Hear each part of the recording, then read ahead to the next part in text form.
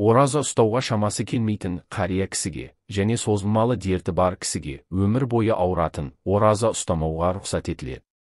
Рамазан айында ораза ұстамайтын, бірақ содан кейін қазасын өтейтін адамдар бар. Олар мыналар.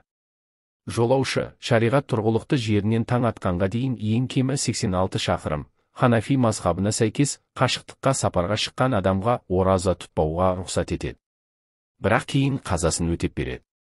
Егер таң атқаннан кейін жолға шықса, онда оған бұл күні ораза ұстау қажет болады да, оразаны бұзуға тыйым, харам салынады. Дегенмен ораза ұстау жолаушыға қиындық тудырмаса, оған ораза тұту мұстахаб болады. Дертке шалдыққан адам. Рамазан айында науқас адам ораза себепті денсаулығы нашарлаудан немесе дертінің жазылуы баяулаудан қауіптенсе, оған ораза ұстамауға рұқсат етіледі. Әрине, бұл жерде тәжірибеге немесе білікті дәрігердің нұсқаулығына жүгінеді. Ауруы себепті ораза ұстай алмаған жандар емделгеннен кейін ұсталмаған ораза күндерінің қазаларын өтеулері қажет. Жүкті және емізулі баласы бар әйел. Жүкті әрі емізулі баласы бар әйелдер ораза ұстау өзіне не баласына зиян беруден қорықса, ораза тұтпауға рұқсат етіледі. Сонымен қатар дәрігер, бала емізетін әйелге сәбидің еміне қажетті дәрумендер қабылдауды жазып берсе, онда оған ораза ұстамауына рұқсат етіледі.